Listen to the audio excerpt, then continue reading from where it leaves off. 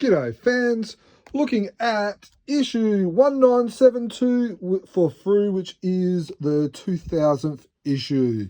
If you're wanting to know why this is the 2000th issue but only number 1972, read our website and on the show notes. A nice message from Dudley. This has 4 stories in it. It has The Maharaja's Daughter by Lee Falk, Wilson McCoy, which has got colours by Ivan Pedersen. It is nice for a lot of fans. They've probably never seen this story in colour. The colours are nice. We will have a full review of our thoughts on the colours and on the story in our Phantom podcast coming out in a week or two. There's a few little colouring issues in here which we will address in there. After this story, we have the sequel to this story, which is called Royal Hero by Peter Anderson, Shane Foley, and again, colours by Ivan.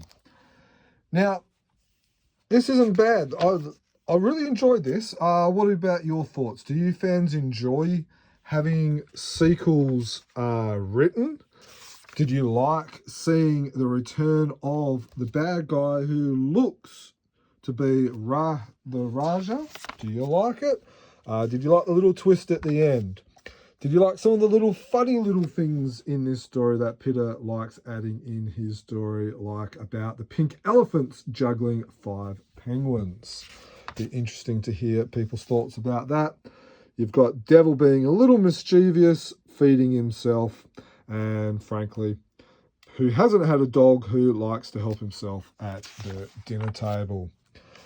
We have a bad guy who seems to be well known to a few fans in Chris Hill. Again, if you would like to learn about how you can get your name, your face in a Phantom story, check our show notes.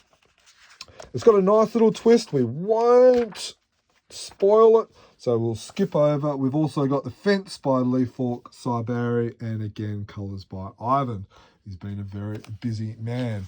Now, it is worth making mention that this colour version has been published in the Norwegian annual for 2023, and also in a Regal comic as well. Again, this is probably the first time a lot of people have seen this story in colour. Think some of the panels might be a little bit too small, but overall it's pretty good. Now, the last story is part 3 of Man and Beast by Andrew Constant and Jason Paulos.